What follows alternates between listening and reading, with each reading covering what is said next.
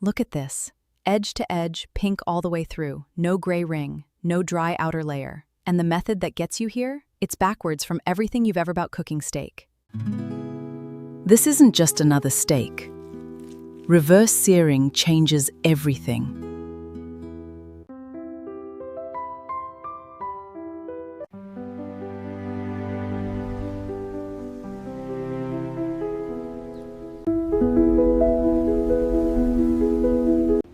Welcome back to Nomsa's Kitchen.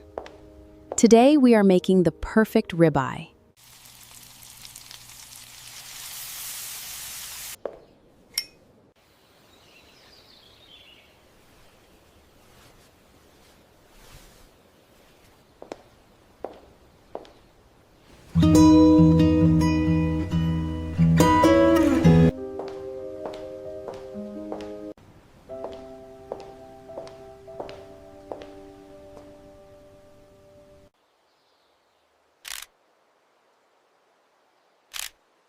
Welcome to Nomsa's Kitchen.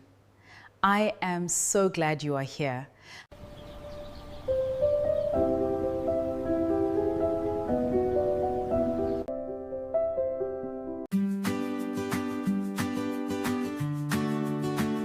Hello, beautiful people. Welcome to Nomsa's Kitchen, where we believe food is more than a meal, with love and gratitude. Today, we're solving one of the most common steak mistakes out there. Most people sear first, then finish in the oven. That's actually the reason your steak has that gray band under the crust, the part nobody wants to eat. Today, we're doing it backwards. Low and slow first, hard sear last. And I'm going to show you exactly why that one swap changes everything. Beautiful ingredients make a perfect steak. Coarse salt, fresh thyme, and rich butter. Cut matters here more than people think. You want a thick cut, at least 1.5 inches, with good marbling, like ribeye, sirloin. Thin steaks don't work for this method. There's not enough time for the interior to come up to temperature gently before the sear. The marbling is fat woven through the muscle, and that fat is going to render slowly during the low heat phase, basting the steak from the inside out.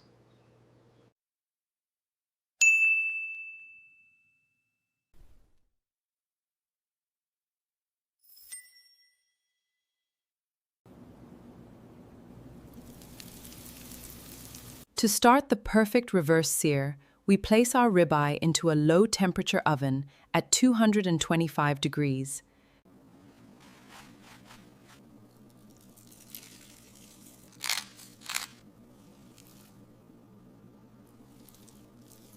Before this goes anywhere near heat, we season generously, 2 teaspoons of kosher salt and a teaspoon of black pepper, pressed into both sides.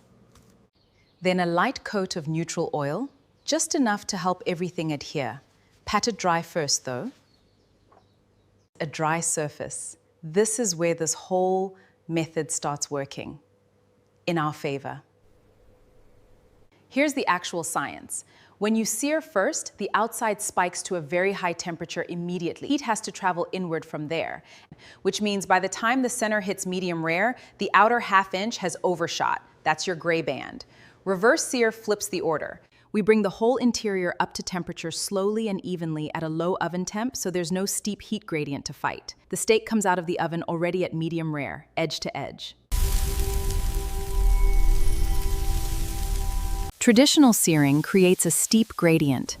Then, and this is the important part, the surface is now bone dry. All the surface moisture has evaporated in the oven.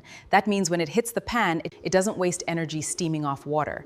Every bit of that heat goes straight into browning. That's why the crust on a reverse-seared steak is so much thicker. A dry surface is the secret. And darker than a traditionally seared one. The Maillard reaction gets to run at full speed with nothing in its way. Nomsa's Kitchen. Grace at every table.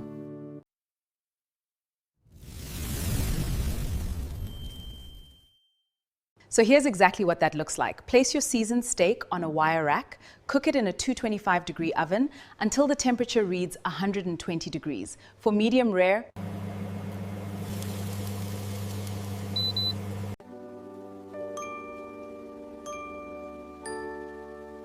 by using a low temperature, we create a perfectly even cook, max about 120 degrees Fahrenheit or 49 degrees Celsius for medium rare. For a steak this thick, because thickness and your oven's accuracy will shift that number. 5 to 45 minutes. But always trust your thermometer over the clock because thickness and your oven's accuracy will shift that number. Now here's where most people mess this up, and it's the one mistake that undoes everything we just did. There's a right way and a wrong way to handle the time between the oven and the pan. And getting it wrong costs you everything we just built. Nomsa's Kitchen, grace at every table. The secret to a perfect sear isn't what you think.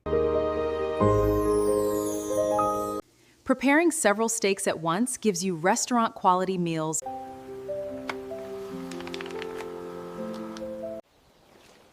Quick practical note, this method is perfect for meal prep.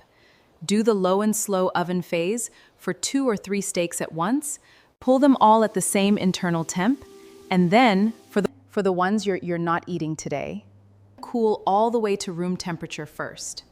Once they're fully cooled, vacuum seal each one individually. This keeps them protected from freezer burn. And locks in that dry surface we worked so hard to get. From there, fridge up to 3 days or freezer up to 2 months.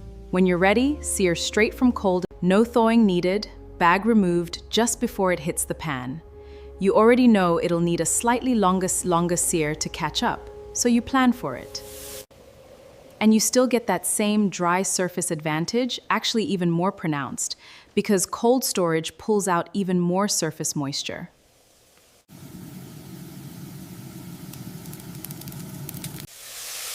Here's the nuance. It's not that resting is always bad, it's that half resting is. If you let the steak sit out for 10 or 20 minutes, it cools partway. So you've got 2 honest options.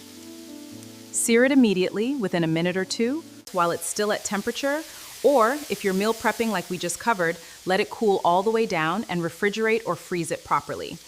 When you sear straight from cold later, you already know it needs a longer sear to bring it back up, so you plan for that instead of being caught out by it. For 45 to 60 seconds per side, butter, garlic, thyme-based is optional. Either commit to searing now or commit to cooling it fully. Just don't leave it in between.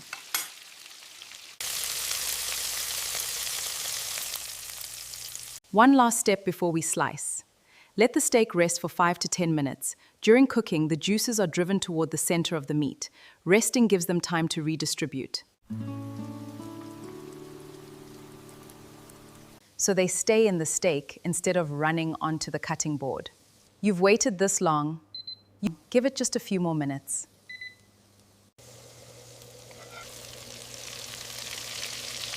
Before we taste it, let's thank God for this meal. Father, we thank you for this food, and we ask you to bless it. Amen. Listen to that crust. You can actually hear it crackle when the knife goes through. And look at the color, pink from the very edge, not just the middle. That crust has a deep, almost nutty char flavor from the Maillard reaction we talked about, and the inside stays juicy because it was never blasted with high heat directly. It just gently came up to temperature. Quick nutrition note, a 6-ounce ribeye cooked this way is roughly 450 calories, with around 40 grams of protein. If you try this, I'd genuinely love to hear how it turns out. Leave a comment and tell me what cut you used and what temperature you cooked it to. I'll be reading through your comments. And if you're someone who enjoys understanding the why behind every recipe, not just the steps, I'd love for you to join us here at Nomsa's Kitchen. We've got plenty more delicious recipes and kitchen science to explore together, because here at Nomsa's Kitchen, we believe understanding the why makes every meal even more rewarding.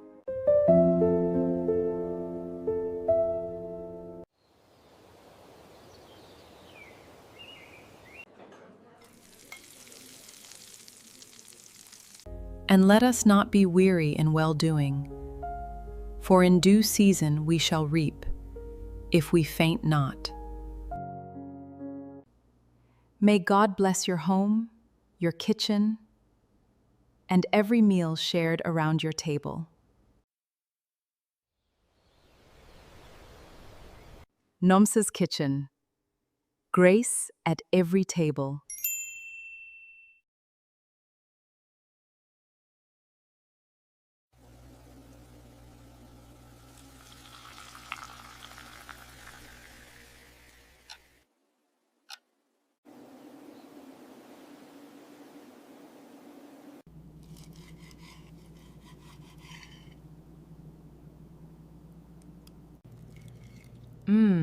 This is exactly why the reverse sear is worth it. Juicy, tender, that crust, every bit of it. I hope you enjoy this one as much as I do. Thank you for cooking with me today. Join me again next week for another beautiful recipe here on Nomsa's Kitchen. Grace at every table.